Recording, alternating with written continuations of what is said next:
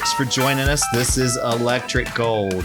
The enthusiasm is just dripping from us tonight as we talk about Nashville's latest efforts against Charlotte. As always, I'm Ryan, and I'm here with my friends John and Evan. Fellas, we're super excited to talk about Nashville and Charlotte tonight, aren't we? I cannot wait. I'm so excited. And I'm sure that everybody is really eager to listen to us talk about what was probably one of the best games that we've ever seen. Easily. At least in Nashville SC's history, right? Oh, yeah. Had to have been right up there. Just amazing. Okay, all sarcasm aside, we will make this podcast enjoyable somehow. And the first way that we could do that is by having some beer while we do this, because beer makes everything better. John, what are you drinking this evening? Well, this evening, it's not exactly a beer. What it is a Voodoo Ranger hard charged tea. Ooh. This is a half and half flavor. Basically, it's Voodoo Ranger by the New Belgium Brewing Company in Colorado. Mm-hmm. And it's basically Voodoo Ranger's version of a twisted tea. So it tastes a little better for one. And for two, instead of a standard 5% alcohol volume like a twisted tea, these suckers are 7%. There you go. Yeah, so it's a real man's tea. There you go. Those words have never been said. A real man's tea. Said no one ever. Yeah. Terrific. Well, that sounds great. I'd have one of those. Yeah, it's tasty. How about yourself, Evan? What are you drinking? Well, tonight I'm drinking the Golden Vienna Lager, which is a collaboration between Yazoo and, get this, the Woolly Pig Farm Brewery in Ohio. Awesome. And it's an old world style beer brewed with German malts and hops, and it's really nice. Got a really good pop, in the aftertaste, clean and crisp. Wonderful. That just sounds delightful. Yep. So for me, guys, you probably are both aware, I've spent my fair share of time in Memphis, Tennessee. Let me just give you a little bit of backstory. Something that's really interesting that you may not know about Memphis. It has some of the best water in the country. Really now? Yeah. No, there's not a lot of things that Memphis rates highly for in the country, maybe like murder rate. But one of the things that they do very well and that they consistently rate among the highest in the country is the quality of their water. Yeah. So they have these artesian wells there in Memphis that provide the water. And it's very soft water, which means it doesn't have a lot of minerals in it. There's not a lot of calcium, magnesium, that sort of thing that you find in other city waters around the country. This particular water, because it's soft like that, has a very strong resemblance to the waters found in Pilsen of the Czech Republic. Yeah. Pilsen is the town where the Pilsner was originally invented. Interesting. I'll be darned. The Wiseacre Brewing Company out of Memphis, Tennessee, has created a fantastic American Pilsner that really bears a lot of similarities to the classic German Pilsners of old. And this one is the Tiny Bomb. So I don't know if you've ever had this one. It's excellent. Oh, yeah. It's like a German Pilsner malt. It's got just a touch of like wildflower honey and really terrific. Oh, I'm going to have to try that one. Again, anything that you're going to get from Memphis, again, because of the quality of their water, it's going to be really excellent. You're not going to have any metallic taste or anything like that. So it's really good. Electric Gold, educational. Who knew? We're doing everything we can not to talk about soccer tonight. Right? That's right.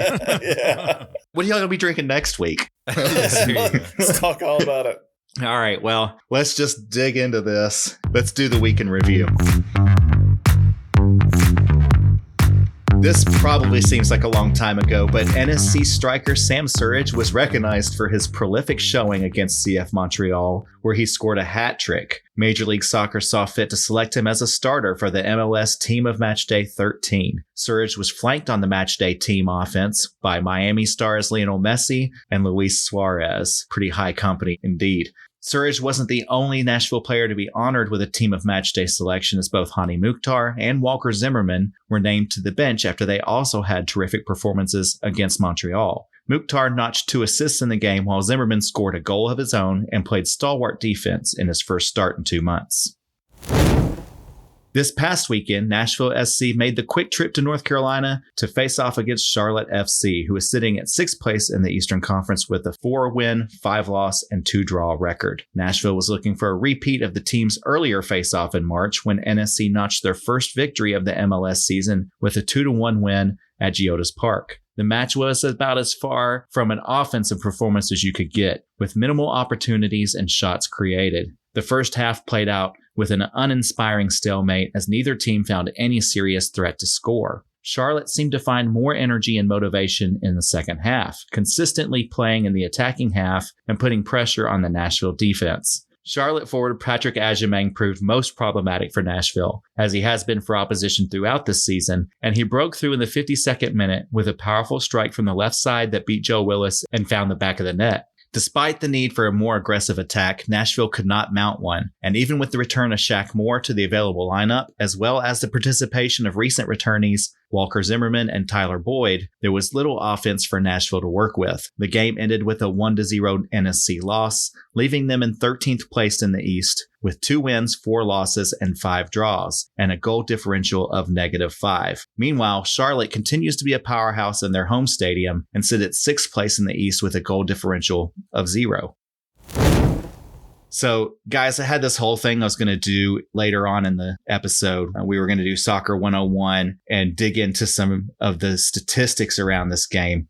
But I just can't resist because I'm so flabbergasted by how terrible the statistics are. And I mean, it's like, God, you'd almost have to be trying to be this bad. And that is actually going to lead me to also do a bit of a premature hot take here as well, which is that Gary Smith never had any intention of trying to win this game from the get-go. I don't think that he came in with any intention of competing in this game. He wanted to come away with the draw. That was his plan from the jump. And I have the statistics that I think back this up. For instance, let's hear it. You guys can just react to these as I read them off. Feel free to jump in and share your ideas and comments. So we took only 5 shots in the game. Okay.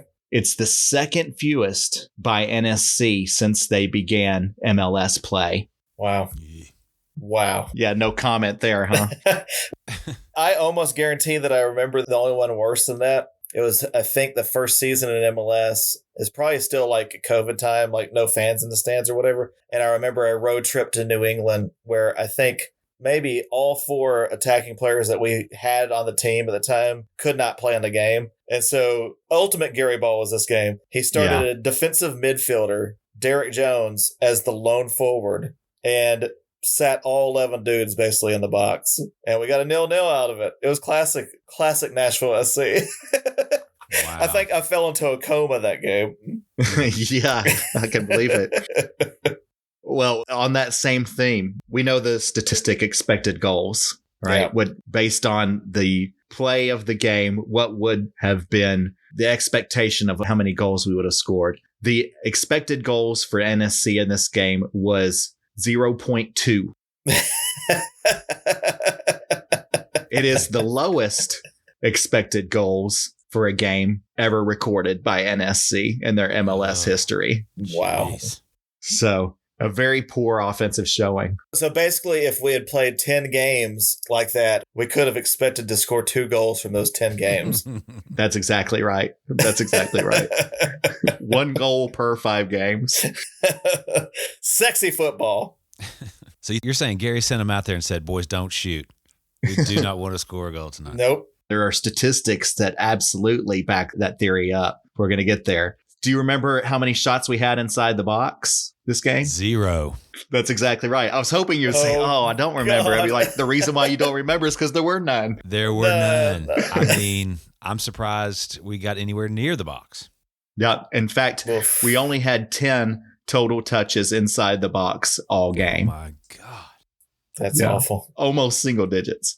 There's a statistic where each player has their average position on the field throughout the game. Basically, where did they spend the most time on the field throughout the game? Each of our players has an average position. And if you're playing a balanced game, you're going to have 4 or 5 players that are going to be on the attacking half, and 4 or 5 players are going to average being in the defensive half. Yeah. We had one player that had an average position in the attacking half, and it was just barely over midfield, Sam Surridge. Everybody else's average position was behind midfield on our goal side. Yeah, well, I remember thinking many times in that game, look how far back Sam is playing. Look how far back Hani is playing. Yeah, you would have thought they were playing wing back or defensive midfield. There was no push or pressure at all. It seemed very comfortable to sit back. I think it was all by design that they packed those players in. I think that statistic around only one player averaging a position in the attacking half demonstrates that. Yeah, I do remember the announcers at one point. I don't even know if they were trying to say this, but they said, yeah, we see 2 lines of 5 is what he said Nashville's formation was. That means there's a goalie, there's 5 guys, and then there's another line of 5 guys. That's all the players on the team is described in that 2 lines of 5. That's not a way to generate a lot of offense. No. Yeah, that Soccer 101 formation, that'd be 5-5-0. Is that what you would? Yeah. 5-5-0. And a lot of people talk about how soccer's about shape and geometry. 2 flat lines, that's not a shape at all. So. That's parallel lines. Continuing along these lines, remember the statistic that I threw out at you guys maybe about a month ago or so of XT? Remember that? Oh, yeah. Expected threat. This measures the actions that the players take during the game and gives an expected threat statistic to each one, meaning how many of their actions led to scoring opportunities. We had 5 players in the game with a negative XT. Let's call them out. I mean, do you have them in front of you? I'm glad you asked. I absolutely do. Just barely negative was Shaq Moore. Okay. Yeah. First game back, I'll give him a pass. He only played for 20 minutes or so, 25 minutes in the game. Next lower than Shaq was Tyler Boyd. Mm-hmm. And could have predicted that one. Shocker. That agrees with my eye test. I don't know about you guys. Yeah, because I don't think you get a lot of XT by just dribbling around in circles. Well, let's see if this next one, I'm going down the list from the least to the most negative. The next one, let's see if you're surprised by it. Sean Davis. Oh, man. What? He was so progressive. He was so flowing. You know, he was Xavi and Iniesta in their prime. Yeah. No one passes back to the goalie with more precision than Sean Davis. All right. Now, the last 2 are going to actually shock you. The next one is Sam Surridge. That's sad. Now, I mean, he didn't really do anything because the ball wasn't anywhere near him. Yeah, I'd like to absolve him because I think that his job on the field is to receive the ball, to put himself into a scoring position and receive the ball and score. He's not normally supposed to be put into the position of being in the middle of the field, trying to create, trying to take the ball away from people. That's not really his job. I'm willing to absolve him a little bit, though I will say, as we kind of mentioned, he and Hani were playing so far back off of the offensive side. They really didn't contribute in any sort of way to any sort of success. No. And with that, the player with the most negative XT in the Charlotte game. I bet I know. Don't say it. Don't say it. Hani Mukhtar. Yeah, it was Hani Mukhtar. Yeah. Oh my God. That breaks my heart. No one's questioning Hani's heart or talent, his skill or anything like that. He's unquestionably one of our leaders and our MVP. But in this game, at least, I saw him be pretty passive. I don't know if you guys felt the same way. I don't remember him doing anything, really. The few times that he did have the ball, he quickly gave it up. Yeah. Somebody would muscle him off it, or they would intercept a pass or something like that. And it just wasn't a good night for Hani. So those were our 5 players. Yeah, Charlotte was really, really playing aggressively. It almost reminded me of that LAFC game where, you remember, they kind of had a chip on their shoulder and they just came out and just bullied us all game. That was almost reminiscent of that. I agree. And we didn't have anything for them in that space at all. We had no physicality. I think he was playing for fouls and hoping we would start from there. But Tori Pinso, the ref, she didn't call anything all night, which honestly is kind of refreshing. I mean, I'd rather have that than a foul every 10 seconds. Yeah, I agree with that. Yeah, then that means the players need to adjust and start playing aggressively. And stop falling down. Yeah. All right, I've got more. You want to hear more? Oh, bring it. Make it stop. Make it stop. Let's talk passing, because we're so well known for our passing on this team. Just some comparisons between us and Charlotte. Passes into the final third of the field. Charlotte had 32 passes into their attacking third. Nashville, 20. So they had 50% more. Okay. Passes within the final third. So it's not from outside into, but within the final third. Yeah. Charlotte had 82 passes within their final third. Nashville, 30. Oof. Oh, God. Yeah. Pretty drastic difference there. There was just barely any possession in that area of the field for us. Passes into the opponent's box. Charlotte had 9. Nashville, 3. 3 passes into the opponent's box all night. So just no attempt at getting in there. As you guys said, we didn't take any shots inside the box and only 10 total touches inside the box. We just weren't even trying to get into position. We didn't even do the crosses, the stupid crosses that we do. Schaffelberg didn't play for most of the game. So, we didn't have him to serve up those crosses. It just wasn't happening at all. What's especially bad about all this, I will say, is that if it had been a 0-0 tie until like the 90th minute, and then Charlotte had snuck one in at the end, so these stats would kind of make sense because we were trying for a draw the whole time, which you kind of do sometimes on the road. But it was only the 51st minute. So a whole half of the game should have been us chasing a goal, them kind of playing more defensively and looking to counter. And that's not at all what happens. I know. I think I remember the commentator mentioning that maybe like twice, like predicting that was going to happen, and it never happened. We never started chasing the game. Yeah. Right. Again, with passing, progressive passes going forward. And they have to, I think for this statistic, they must cover, it's either 10 or 15 yards. I forget. I think it's 10 yards that the pass must go past. Charlotte had 44 progressive passes in the game, where Nashville had 29. Again, they far outpaced us in terms of aggressive behavior. I got more. Let's talk about... Stop, he's already dead. Let's talk about possession, okay? Progressive distance or yards that the ball was carried. So that's when we had possession of the ball and we moved it forward down the field. If you move it backwards, it just counts as 0. So it doesn't take away from your total, okay? We're just talking about progressive yards. And Charlotte had a progressive distance that they carried the ball of 1,128 yards in the game. Okay. All right. Nashville had a progressive distance covered of 548 yards.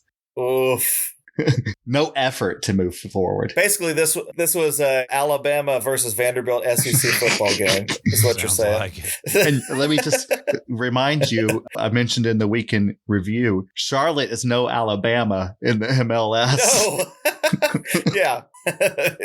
They've got a goal differential of 0. So it's not like they're some world beaters, okay? No. All right. More possession stuff. Take-ons. Do you guys know what a take-on statistic is? This is where you have possession of the ball and an opposing player challenges you, or you come up to an opposing player and you have the ball. How many of those do you attempt and are successful navigating past to that player and keeping possession? The number of take-ons that were attempted by Charlotte was 17 in this game. So 17 times they had the ball and they challenged one of our players, or there was a challenge, and they were successful in 10 of those. All right. So 10 out of 17. That's pretty decent average, I guess. Nashville, the number of take-ons that they attempted in the game, 3. And they succeeded just 1. Oh, disgusting. So anytime that they were dribbling the ball, carrying the ball, anytime they were challenged, which was only 3 times, they only were successful once in 90 minutes of play. That's on Hani. Yeah. That's what Hani should be doing. Yeah. He should be making these things happen. Because you saw Ajimang, I guarantee those 10 completed dribbles were all probably him. Yeah. He kept running right at people and just daring them to stop him. Obviously, we didn't. I got to say, they've got a real keeper there with him. He is a rising star, and I could see him being a Golden Boot competitor one day. Yeah. Not only with his shot selection and everything, but his size and quickness combined. He just really looks like an up and comer. All right. Yeah. One more, and I promise I'm done. I want to talk about playing defense in the offensive half. The opposing team has the ball in their defensive half, and you perform a defensive action against them to try and keep it on that side of the field. All right. Right. Yeah. Defensive actions in the offensive half. Charlotte performed 40 of them. Now, defensive action could be anything of some sort, like a slide, a tackle, a challenge of some sort, an interception, whatever. Charlotte had 40 defensive actions in their offensive half. And Nashville had 9. No pressure up front whatsoever. Now, again, this is not their main responsibility by any means, but Sam Surridge, Hani Mukhtar, Tyler Boyd, they've got to put more pressure on teams up front there. I felt like it was way too easy for Charlotte to bring that ball all the way down to their attacking third. It was just like coasting, free reign. Yeah, what do you guys think about all of that? I couldn't hold it in till Soccer 101. I had to get it all out now. I understand. If I had to sit on all that through this entire podcast, I'd be so angry by the end, you wouldn't even recognize me. Those are some crooked numbers. Yes. And I think they illustrate what we were all seeing with our eyes. A team that just wasn't trying very hard. I mean, trying hard to win, and had, like, once the defensive game plan goes to shit, Charlotte scores, there's no reaction. No reaction at all.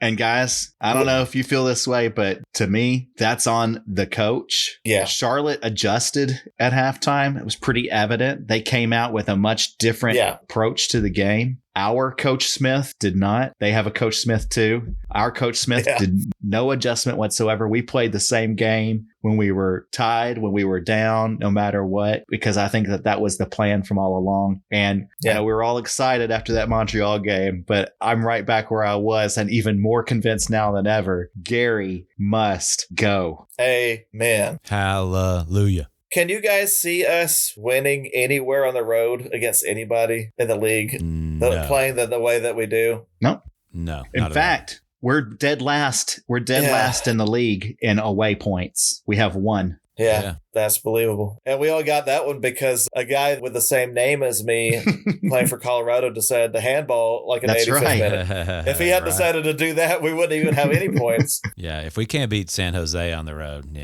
Yeah. No, we played it at home, didn't we? And we can't beat them at home either. We're at the point, since we've already dropped so many points at home, where we have to be going for wins against lesser teams on the road. We can't sit back and hope for a draw. We already have to go for broke, and that is not what Gary is ever going to tell his team to do. So what do you think was the strategy here to try to just save folks who've been coming off injuries like Zimmerman, or rest Schaff for these 2 upcoming home games, to try to get 6 points out of them? And I mean, is that the idea? Is that what you're guessing? That is entirely what Gary was thinking. Bunker down, get a point on the road, take it, and then try at home, I guess. But we're already in a position where we can't be relying on that. We've already blown too many points at home. Yes. And we had all 3 of our designated players. They played in the game. Hani and Surridge played virtually the whole game. Zimmerman came in at halftime. Charlotte had 0 designated players in the game. None were available. Yeah. And they still did this to us. Wow. There's no excuse of injuries. No. This was just a strategic misfire on all counts. And I don't know how you can sit over there on the sideline and watch this unfold and not do more about it. Gary Smith's a much more accomplished coach than I am, and he knows way more about soccer than I will ever know. But I don't get it. Maybe he could come onto the podcast and explain it to us, but I don't get it. I mean, we could do an entire Soccer 101 that's Gary's 101 if he wants to. There you go. Come on, Gary. Come on, Gary. Gary. Now, I don't get it. Dude, I will buy you a beer. Gary Smith, I will buy you the beer if you come onto the show. So what do you think happens if the next 2 games do not go well? Nothing. Really? I mean... Really? No, I don't think they're going to do anything until the offseason, my opinion. Really? I haven't seen any sense from any front office people that they're dissatisfied with the way things are going. As long as people are showing up at the stadium, which it's fun, it's an awesome stadium, I'm going to keep going. I'm going to keep cheering. But I mean, they don't care. They don't care. Even if they miss the playoffs. I think that the effort of trying to start over is just too much for them. Yeah. How depressing will it be if we don't make the playoffs for the first time? I think it's probably a time to start imagining. Yeah. Maybe not so depressing. It's maybe after the way they're playing, but that's just kind of like we've been spoiled. You know what I mean? And yeah, just imagining no playoffs. Oh, I'd start getting used to that idea. So but there is a silver lining to that, which it could be the thing that motivates coaching change. But I don't think that it will happen before the end of the season. I don't think they'll do it mid-season. We'll see. All right. Well, let's talk about the best thing you saw all week. Woo! This is all hell yeah.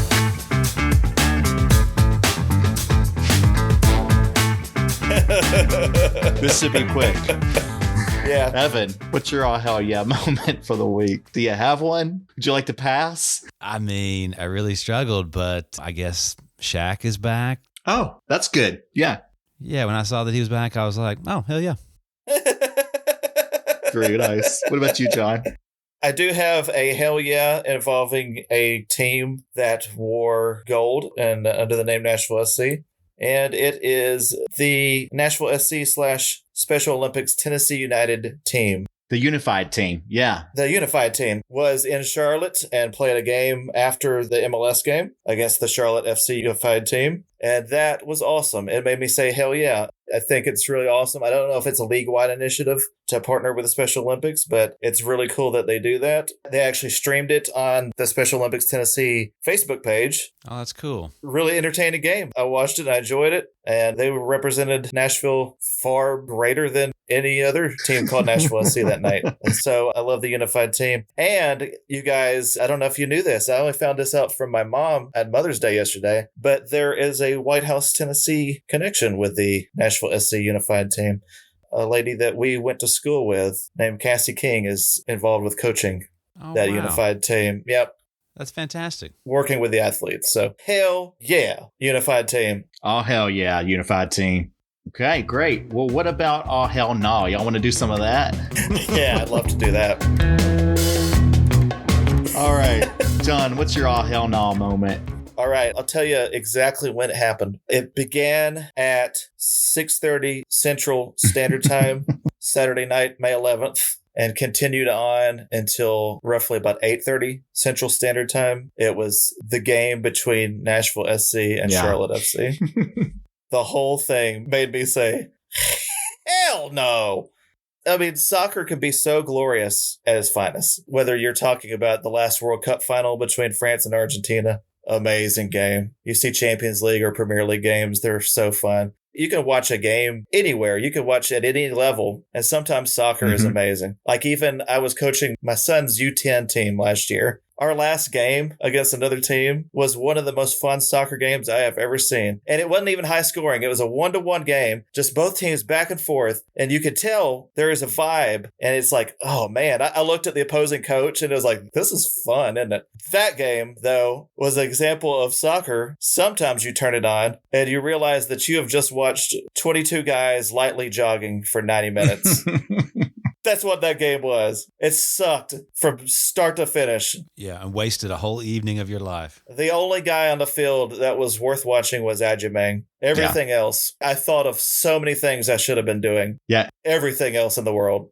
You know another beautiful, exciting game, John? What's that? It happened just this afternoon. It happened today. What a game. Aston Villa and Liverpool, our teams. 3-3 tie. Did battle. Yeah. Villa scoring 2 in the last 10 minutes to tie it up. It's dandy. They fully deserved it. That's a fantastic attacking team. I really enjoyed that game. It refreshed my love of soccer after hating it so much Saturday night. And for those wondering why that matters to us, John's a huge Liverpool fan. I'm a Villa fan, so it was face-off time today. Our boys put on a show. They put on a show today. All right. Evan, how about an all hell no moment from you? Oh, man, just the goal that we conceded. I mean, it was just such a calamity of errors there. I mean, First, my boy, Drew Yearwood. I've been just singing his praises week after week, and then he gives that terrible pass away, that header back. I don't know what he was thinking, but of course it got promptly intercepted and brought down where Jack Mayer just got completely toasted. Yep. I mean, just a terrible team play and set of mistakes that you just cannot do or commit, especially in away games. You just can't do it. And I think I talked about that on our tailgate bonus episode. Like, we had to stay compact and limit our mistakes, and we did not do that, and we paid dearly. So, yeah, the worst thing I saw, other than Tyler Boyd dribbling around in circles, was that goal that we conceded. Heartbreaking. I don't know what else we even say about any of this. Yeah, I know. That's like, I can't even bring myself, I have no more gumption here. I can't even bring myself to say, oh, hell no. Well, in that case, why don't we move on and maybe have a little bit more fun with this? And let's get into some really spicy Nashville hot chicken takes. I've already given a little bit of one earlier when I said that Gary never intended to win this game in the first place. I don't even know if it's that hot of a take, but certainly what it looked like to me. But Evan, do you have a hot take you want to share with all of us? You know, it's not too spicy, but it's the best I can do for you tonight, and that's that we're going to win the next two games. We're going to come back home. Nice. We're going to Gary's brilliant strategy of tanking in Charlotte is going to pay off, because we're going to beat Toronto and we're going to beat Atlanta, get 6 points in 2 games, and I'll be right back in it again. I'll be all excited and pumped up, and maybe still arguing that Gary will be Coach of the Year contender later. I was wondering if I was going to have to remind you of that one. Yeah. That would be nice. And God, I would hope that if we're going to look that bad in the Charlotte game, it's because we're going to look so good in the next 2 games. Yeah. But it's wishful thinking, I think. We'll see. We'll see. How about you, John? What's your hot take? Well, it's going to take a minute to devolve this one to you. But guys, let me tell you, and this is the truth. Last night, I discovered that angels are real and that you can talk to one just by drinking too many Voodoo Ranger hard charge teas. That's all it takes. I spent my Mother's Day entertaining family, grilling out, beautiful day, did a lot of yard work, and started cracking into these 7% alcohol hard charge teas, and they were thirst quenching. It was just like sipping a tea on the back porch, except it was quickly getting me tanked. And so eventually, I don't even know what happened. I passed out at some point. But then I woke up around 3 o'clock in the morning. I sensed just this unnatural presence in the room with me. It was a man, and he was entirely dressed in black and smelling of Stetson. And he was sitting in a chair in a corner of my room, and he was smoking a cigarette. And he turned to me and said, "Well, hello there, son. The name's Cash. Johnny Cash." Can you believe this? Johnny Cash was in my room last night. Whoa. Wow. And I was so stunned, I couldn't even speak. I'm stunned just listening to you. I couldn't even speak. So luckily, he went on. He continued. He said, "By the way, I apologize for not getting his accent right. I probably sounded a bit more like Foghorn Leghorn, but anyway, I digress." So he continued. He goes, "Well, son, what's the deal with that soccer team you cheer for?" I was like, "Dude, Johnny Cash, how do you even know about that? How do you know about Nashville SC?" He's like, "Well, of course I know about them, son. They throw my name around every time they can. They've got these damn black uniforms that have my dang signature on them." I had to admit to Mr. Cash, I said, "Well, the truth is, this team stinks this season. They're so bad." And he goes, "Huh, well, I guess that's how life goes sometime. Now, son, why do you think they stink?" And I started thinking through the reasons. I'm like, "Mr. Cash, you know, a lot of us blame the coach. A lot of us blame the front office. And really, there's just a lot of blame to go around, all around." And he goes, "Well, I am here today to tell you that none of this stuff means a dang thing. Because the simple truth is, I'm angry with them, and I've cursed them." Oh. Johnny Cash Now I has see. cursed Nashville SC. The curse of Cash? The curse of Cash. And I was like, what? How is a Nashville legend cursing our own team? He said, yeah, I'm pissed that they stopped playing my song. Oh, yeah. Yeah. And he said, until they start playing my song again, I ain't going to let them win shit. Whoa, he said that. He said it. And I was like racking my mind. Remember, this is 3:00 in the morning. I'm like, what song? What is he talking about? And that's when I noticed him just kind of start to fade back into the nothing. But I hear just very lightly as he's going away. Go and tell that long-tongued liar. Go and tell that midnight rider. Tell the rambler, the gambler, the backbiter. Tell him that John's gonna cut him down. Tell him that John's gonna cut him down. Wow. And do you know who I chills. think he was talking to? You, right? I think he's talking to Ian Ayre. Oh. Right. Because the song is God's Gotta Cut You Down. He was saying John's gonna cut you down. I think, Ian Ayre, that I am here today to deliver a message to you from the other side. This team has got to start playing God's Gotta Cut You Down by Johnny Cash before the goddamn kickoff every single time, or he's not going to let us win a game again. That's a great point. I think you're right. It's an old fan tradition, right, John? It started, I think, with the first USL, at least. Possibly even when they were an amateur team. I don't know. But yeah, it was such a song, and everybody loved it. It sits the atmosphere building in the air. It was a very Nashville thing. We're latching onto a Nashville legend. The song is amazing. It gets you thinking, oh, man. Because the song is all about basically God is telling Johnny Cash to go kick the devil's ass, if you listen to the words. Mm-hmm. So every time I'd hear that song, I'm ready to run on the field and kick the other team's ass. That's how I'm feeling when I hear that song. How do we take that away? We spent all last year building this connection to Johnny Cash and the Cash family. Why have we taken this song away? I don't get it. Everybody loves it. Bring it back. Bring it back. Bring it back. Bring it back. When it's obviously disturbing the spirits of the netherworld, and Mr. Cash has got unfinished business. He's disturbed enough by it in the afterlife that he's going to come back and visit you in particular to deliver the message to Ian Ayre. I mean, it's pretty shocking. He can come back anytime. He was a delightful, delightful gentleman. Maybe he'd like one of those teas that you have. I'll offer him one next time. I think he would have liked something harder. It's a great point that this team continues to alienate its fan base by making decisions that fly in the face of the traditions of the team, that helps to celebrate the fan culture. Yeah. That's just one more nail in the coffin. Yeah. I hadn't thought about it really before, but you're right. That song hasn't been played this year. They haven't been playing it this year. Yeah, that's too bad. Yeah, I hope that you get your wish. I hope Mr. Cash gets through to Ian Ayre. I hope we start to turn this thing around. Ian Ayre, lift the curse. Lift it's the curse. On you. Curse the Cash. I got one more small hot take. Yes. That actually is soccer related. Believe it or not. Amar Sejic should be one of our starting midfielders. That's not a bad one. We've been searching Davis, Anunga, Godoy. I think Godoy is good in spots, but I think that Sejic should be getting equal playing time. We should be seeing him alongside Yearwood a lot more often. I think every time he's been put in, he's played remarkably well. That's true. And I think he deserves more. Yep. I agree with that.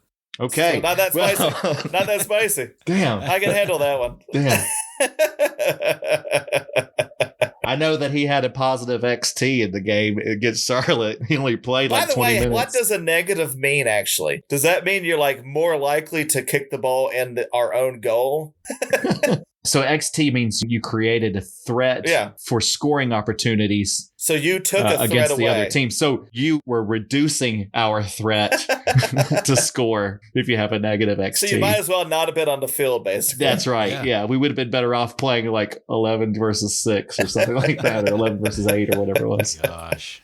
All right, guys, I've got something special that we're going to do. We're not going to talk about soccer. So thankfully, mercifully, we're going to move away from that. Get it out of here. We are coming upon the end of the school year, and we did a Rushmore category last week and really enjoyed it. And I thought it might be fun for us who all went to school together, grew up together, to maybe do just a quick Rushmore of your favorite teachers in celebration of course, the profession and, of course, the end of the school year. I love it. We can do round robin on this. Evan, why don't you throw us out your first Rushmore teacher pick? First, okay. Well, let's see. I'm not going to rank them. I'm going to list them to you in the order that I had them. So first would be Vicki Graves, middle school teacher. She was such a great teacher, both social studies and math, but she was also really cool. And she treated us, maybe you remember, maybe you agree, she treated us a little differently than other teachers. She didn't really treat us like children or like nuisances. She really like recognized the humanity, even as children. I'm not saying she treated us like adults, but she like recognized the humanity in us. Yeah. And she just put her whole heart into us kids. And I just remember her so fondly and think she was a wonderful teacher. Amen to that. I remember her too. Yeah. She was amazing. Yeah, we all had her. She was good. She was a real good one, a positive force. And I think you hit it nail on the head. She really recognized the humanity and the personality of each individual kid and let that shine. So excellent. John, why don't you throw one into the mix? Sure. I'll go with a teacher I had in the 9th grade. I know we all love this guy. It's a guy named Mr. Keith Lorenz.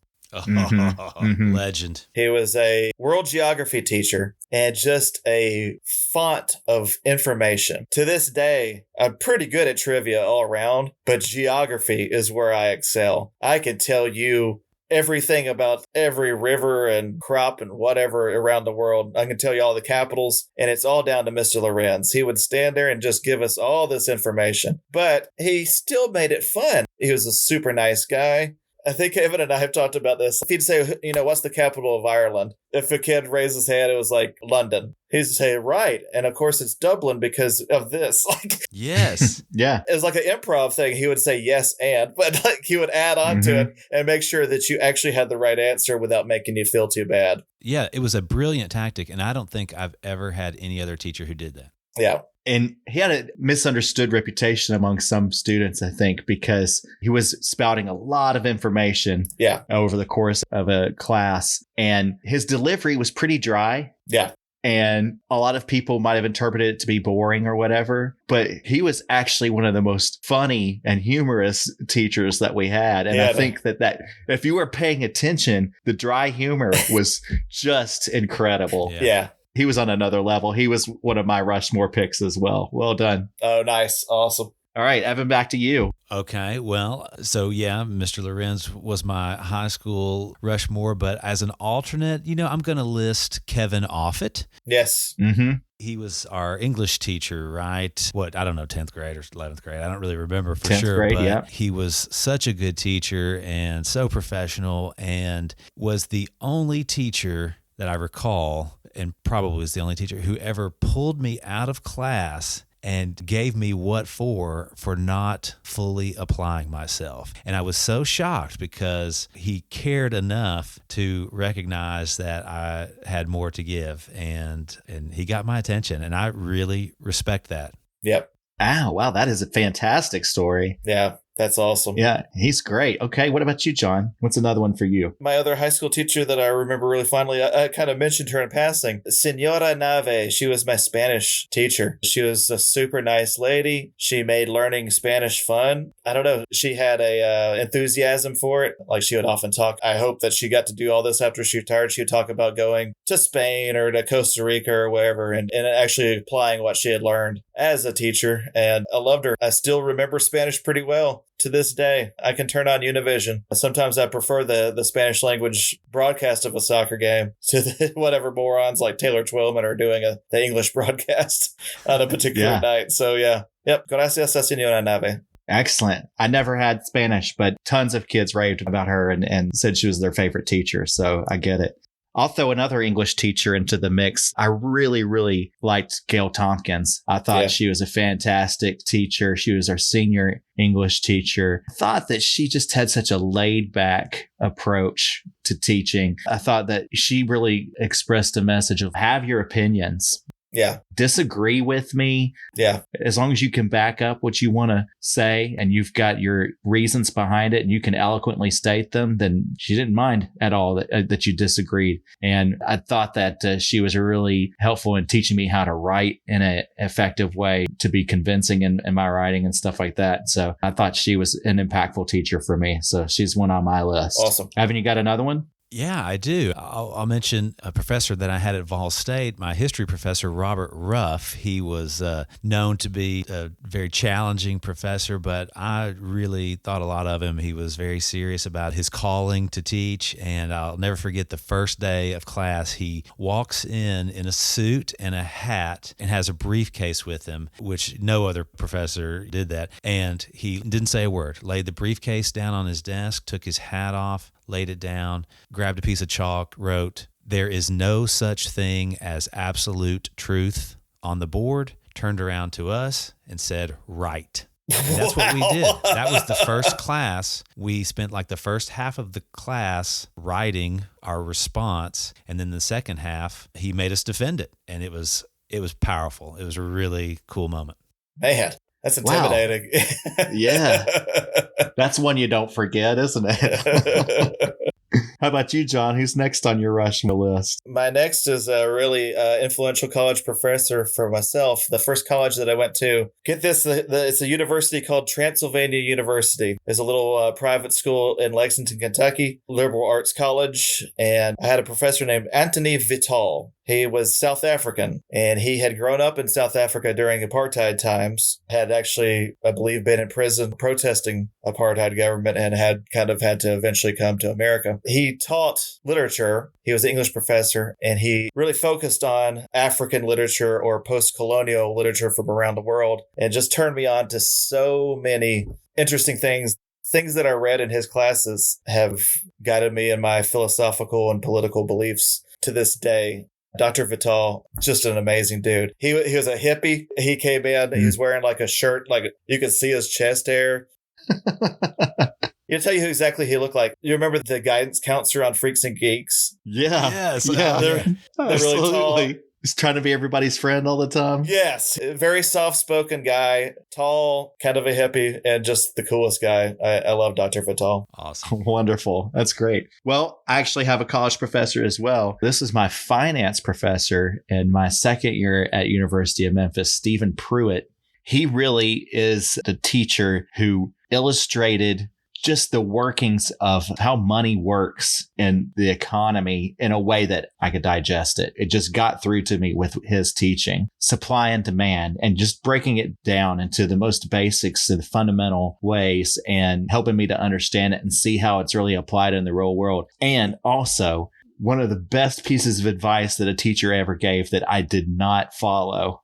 I'm sitting there, and it's 1996, sitting there in his class, and he's talking about stock market. And he's like, here's one, guys. There's this little company. He said, you want a quick stock tip? I'll tell you one. He said, there's this little company who I think they're just going to really go on to some amazing things. They've got a really good idea and good concept around it. They're an internet company. It's called eBay.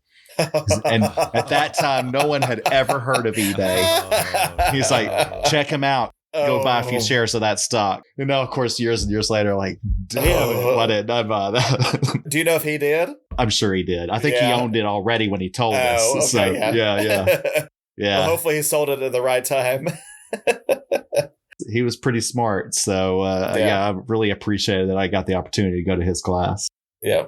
All right, one more. Evan, what you got? One more. Last one. This was a professor I had at MTSU. He was a Latin American historian, and his name was Jeremy Stahl, and he was a great teacher. I took him like 2 or 3 different times because he was so good. He was cool. He would come hang out with us sometimes at the Mexican restaurant just off campus. But on top of all of this, he is the person who introduced me to the Gypsy Kings, if you know that band, the Gypsy Kings, who I love, but which also was kind of my gateway drug to world music, which I have been enjoying and exploring ever since. So I have to thank him so much for introducing me to the Gypsy Kings and so on and so forth. That's awesome. Yeah, terrific. Okay, John, who's your last addition to your Rushmore? My last one is going to be one that ties us all together. I don't know if he was ever actually a teacher, but I'm going to include a coach. Okay. Include a coach. Yeah. Absolutely. Coaches are teachers. I'm going to include the coach. Sometimes, maybe not in the case of NSC, but sometimes. I thought we were done talking about soccer. Well, I'm going to talk about soccer. I'm going to talk about our U8 soccer coach, Ted Wise. Yeah. Oh, yeah. Hell yeah. Ted Wise coached me for several years playing both soccer and basketball. I really appreciated all the effort that went into that because having coached my son's soccer teams, that shit ain't easy. It's not easy to get kids to pay attention. It's way harder to deal with the parents of the kids who all think that their kid is the next Messi or Maradona, LeBron or whatever. Mm-hmm. Anyone that puts so much time into coaching gets on my Rushmore. You're still teaching kids. You're still showing a way to move forward growing up. But I will give one example, though, of when he was wrong as a basketball coach. I was on 8th grade junior pro basketball team. I was the tallest kid on the team, so he made me play center, playing down in the post. He wanted me backing up, playing like Kareem Abdul-Jabbar. He'd tell me, use your butt, John. Back that guy down, back him out. And the thing is that I only had one skill in basketball, and it was actually shooting three-pointers. This was back probably the late 80s or early 90s or whatever, when nobody was shooting three-pointers. And I remember saying, if I can shoot threes, well, first of all, 3 is better than 2, so 3 points is good. Mm-hmm. And if the tallest kid on the other team is coming out to defend me, that leaves space down low for all our little fast guys to run to the basket. Wow. He shut me down. Nope. You stay under that goal. You use that butt. You work your guy down to the baseline. And now, of course, all the highest paid guys in the NBA are 7-footers that can shoot three-pointers. And you had it figured out at what age? I had it figured out at the age of 13 or whatever. No wonder the ghost of Johnny Cash chose you as the man. I know, right? As a conduit. I can see things, yeah. All right, well, I'll close this up with my band teacher, Brad Kinney. He was our director in middle school and in high school. He was very influential on me and it really helped me to not just appreciate and love music, but to understand what makes it be good and how can you manipulate music to enhance it and enjoy it even more. He also was incredibly funny and a little bit crass. He would tell jokes that probably you shouldn't be telling to kids in high school, but he wouldn't tell them to all of the kids, but some of us. And he was a pretty interesting guy. He was born in the 30s. And so he came of age in the late 50s, early 60s, and he toured around in jazz bands with some really influential and pretty impressive roster of musicians. I mean, if you start looking into the backgrounds of some of these guys that he played with, I mean, they were playing with some of the greats. Wow. He had a pretty impressive resume, but then quickly found his passion in teaching and was a band director for, 3 or 4 decades. And we were lucky enough to have him at White House, and just an incredible influence on me, my love for music and everything. So hats off to him and to all these teachers. We wouldn't be here without you doing this crappy podcast. Exactly. So thank you all. Yes. And here's to teachers. Enjoy your summer off. Indeed. That's right. Enjoy it. You deserve it. Cheers. All right. With that, let's quickly run back to soccer and do the weekend preview. By the time you hear this, it'll be already in the books, but Wednesday, Nashville will return home to Geodis Park to face off against Toronto FC. Toronto is currently sitting pretty this season in 4th place in the East with a record of 6 wins, 5 losses, and 1 draw with a goal differential of -1. The record on the road is just 2 wins, 3 losses, and 1 draw, and they're coming off a contentious match against NYC FC, which they lost 3-2. After that match, a massive altercation broke out between the two teams. Toronto goalkeeper Sean Johnson was prominently involved, as were both head coaches. Apparently, there's bad blood from the team's previous matchups, and it boiled over in this game, and it's possible that the league office will be following up with penalties as a result. We'll have to see.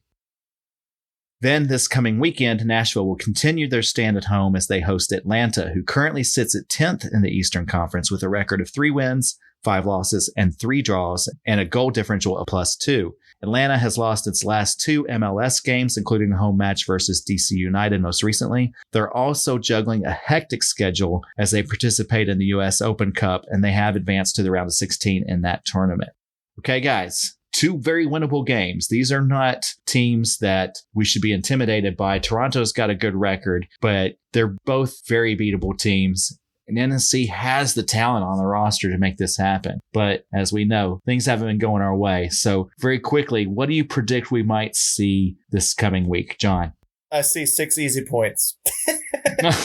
Terrific. That easy. Yeah, no, Toronto, they're another Canadian team. We've already taken care of one Canadian team at home. Let's make it 2. They are, I think, going to be missing Bernardeschi and Insigne. They're 2 big Italian stars, so we got no excuse in that one. We got to take care of these teams at home. Okay. And then Atlanta, we have to beat them. It's a rivalry game. We have to get back on track in our Southern Belt. You know about the Southern Belt. It's Nashville, Atlanta, Charlotte, and I think DC United. The games between the 4 of us go towards a belt that some of the supporters groups have pitched in and created. And after the loss to Charlotte, we have to get 3 points back and reclaim dominance in the South. So yeah, we just have to get it done. Even if it's ugly, I don't care. We'd have to get it done. Yeah, I believe we've won the Southern Belt every year of its existence. Is that correct? Yes, that's correct as far as I know. Yeah. It belongs to us. No one else can have it. If there's do nothing else this season, we must win that stupid Southern Belt. That's right. Evan, what do you think will happen this week? I agree with John. I think we get 6 points. Wow. Some optimistic motherfuckers. I think minimum, and I'm being realistic here, which is unlike me, but I think minimum we get 4. But I really do think we have a very good shot of getting all 6. And I'm excited. I'm looking forward to these 2 games. If for nothing else, to hopefully make me forget about the Charlotte match. But, yes. No, I really do. I think we're going to do well.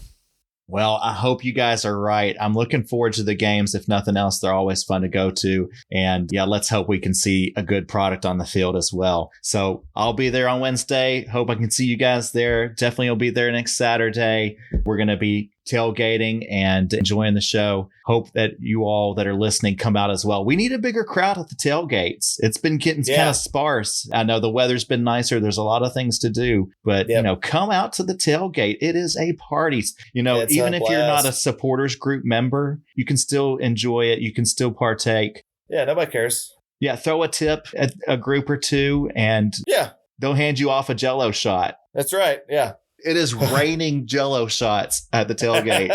I did too many the last game I went to. Yeah, you definitely did. But yeah, I'll do them again. I don't care. Yeah, hell yeah. All right. Well, until then, thank you all for listening. I guess real quick, John, you want to let everybody know how they can get in touch with us? Absolutely. On Instagram and Twitter, we are Electric Gold NSC. Give us a follow. Give us a shout. We've also got a Facebook. And I feel so dirty saying this, but like and subscribe? I don't know. Sure. Is that a thing people can do? I guess. I'm too old for this shit, really.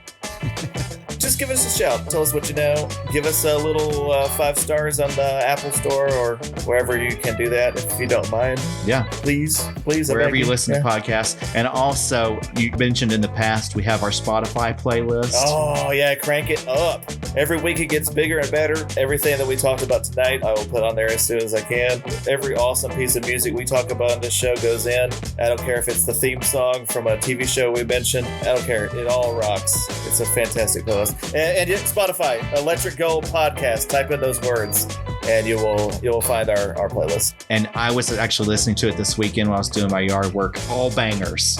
All bangers. I know. I was too. Even the Bluey theme song. All bangers. all the way through. That gets the kids dancing for sure, yeah. We really have amazing taste. That's all I'm going to say. We do. Yeah, pat ourselves in the back.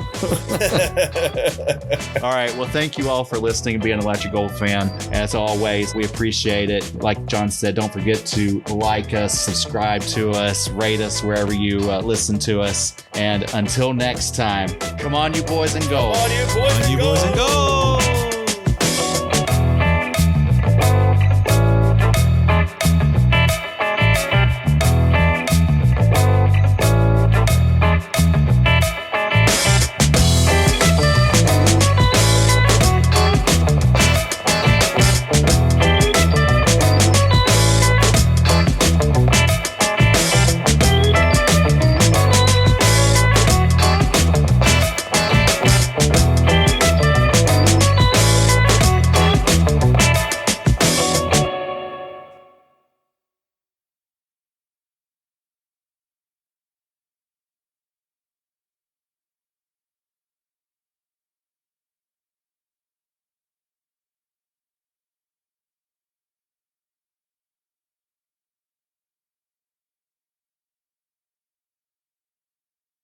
Oh, is that a Yes shirt?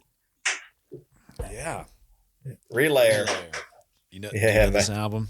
Yeah, dude, that's the best album for me. Really? Yeah, my favorite. Yes, yeah. All right. Is it because of Gates of Delirium or? Yeah. Actually, all three tracks on there are just amazing. But yeah, especially Gates of Delirium. We're talking yes. No, that's okay. Sorry, I had to let my dog out.